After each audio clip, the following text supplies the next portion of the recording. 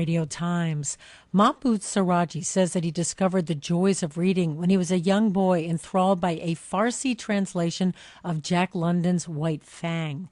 He devoured the book while sitting on the rooftop of his family's house in Tehran.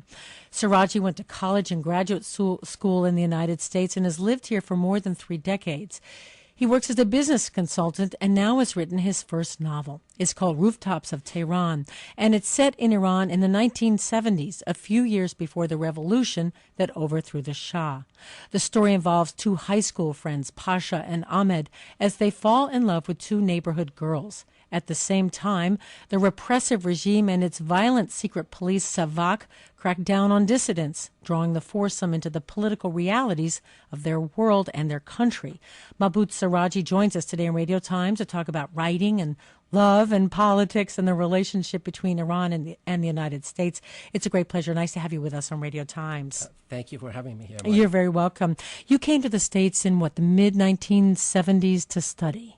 Exactly. I came here on May 22nd of 1976. So my plan was to get an engineering degrees in three years and go back. Well, 33 years later. Here you are. Was this your idea to come to the States or your father's idea? It was definitely my father's idea. He, from the time I was 4 years old, he used to introduce me as my son, Mahbod the engineer. Why did he want you to be an engineer? Well, at that time, in the 70s especially, Iran was going through a transformation from being an agricultural country into an industrial country. And those who had an engineering degree, especially from universities overseas and Western universities, had really a great future guaranteed to them. So as a parent, everyone wanted their kids. Well, let me read just from the very beginning of your book, and it's narrated by a young man named Pasha. And he says, I love my father, and I would never disobey him, but I hate math. I hate the idea of becoming an engineer, and I would hate being called Mr. Engineer. In my dreams, I major in literature and the study of philosophy, of the ancient Greeks, evolution, Marxism, psychoanalysis, Irfan, and Buddhism. Or I major in film and become a writer or director, someone who has something worthwhile to say. I know you went on to study film. You got your master's in filmmaking, yes? I did. Is that you? This little section? Well, definitely. There are, people who read that book definitely recognize my voice in Pasha. So there's a lot of me in there. So the idea of coming here to be Mr. Engineer, to go back to Iran, but you stayed here and actually got not just a master's but also a PhD. So you were in the United States during the Iranian Revolution. Exactly. So I came here, and once my engineering degree was finished, I remember calling home, and my father said, things are a little tough. Why don't you continue, get a master's degree? And I thought, instead of getting it in engineering in something I don't enjoy, I'll get it in broadcasting and film. I did that, and then there was no sense in really going on for a PhD in that area, but the situation was still pretty strange in Iran, so I went on and got a doctorate degree in instructional design and technology to be able to get into corporate America. Oh, interesting. Yeah. And was your dad cool with this? By then he was. I was getting older, and he was. We didn't see each other for almost 17 years. So it was by then. It had become a different relationship, obviously. And was that just because of the relationship between Iran and the U.S. at the time, or just where you were in your life and where he was in his life? Exactly, both. If as a student in those years in 1980s, if you went to Iran, you'd be drafted into the army, obviously. You couldn't get out. And there was no guarantee that the U.S. government would allow you back into the States. So you had it on both sides. So it was wiser to stay here in the States. My mom used to be able to come and see us, but my father didn't, and I didn't see my father until 1993. Oh, my gosh. You must have missed him, though. I missed him terribly. I remember that very first time that I went back and saw him.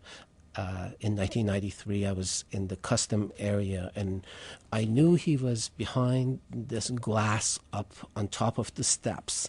And I was looking in that direction, and there were a number of men with gray hair, and I couldn't tell exactly which one was him, because when I left, he was in his 40s, and when I went back, he was in his 60s. He had changed quite a bit. And I remember running up the steps and I saw him running down, and we just hugged each other, grabbed each other, and I think both of us were crying for probably 5 minutes. So leaving as a young man and coming back as a middle-aged man to see your father after Exactly. 17 years. It's a very emotional experience going through that. How much English did you know when you came to study in the States? Well, I know they taught English in high school, just like they teach Spanish here in high school. So I knew a few hundred words. And That's not a lot of words. No, I used to eat Big Mac, small fries, a small Coke for a month and a half. 'Cause that's I'm sorry to hear that. I gained 17 pounds. Did you? Our lovely diet here, right? But you knew how to order the Big Mac, right? Well, yes, I walked in there, Big Mac, small fries, small Coke. But over time, obviously, picked up the language. Exactly. So after a while, what they tell you is that you need to mingle with a lot of Americans. That's the best way to learn English, and watch lots of television. And I remember the very first time, I remember this vividly. I was watching a show. I can't remember which show it was, but I remember watching this show, and I learned, I understood everything they said. And I had this efficiency apartment. I was jumping up and down on the bed because I thought I knew English. What TV shows did you watch? Back then was Odd Couple, the Mary Tyler Moore, Dick Van Dyke Show. Those were some of my favorites that I would never miss. Love Boat, Fantasy Island. What an education you got. Well, in this novel, Pasha watches TV shows in Iran. I Dream of Genie, Bewitched, The $6 Million Man. Exactly. Those shows were very popular in Iran. So was The Peyton Place and a soap opera, The Days of Our Lives. I remember my mom never missing a single episode of those shows, although I could not get into those two shows, but I remember my mom always watched them. And I loved Bewitched and the $6 Million Man. And I really, at one point, I thought whether it's really possible to do that, to have that kind of technology that allows you to, as a teenage. So what was your view of America then growing up, the United States?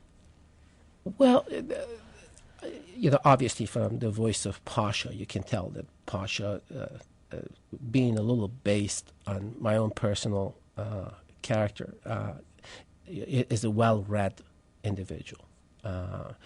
So I had mixed feelings. I loved learning about America. I loved coming here. I remember when I got here first, I thought this was the greatest country in the world to me. People were so fun. People were so embracing and so accepting and so tolerant, and that was fantastic to me.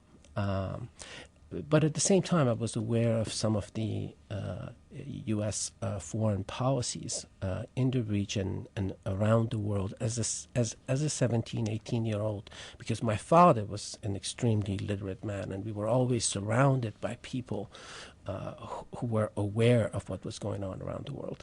So that aspect of it was troubling to me, the role of the U.S. in South America, Latin America, Middle East, etc.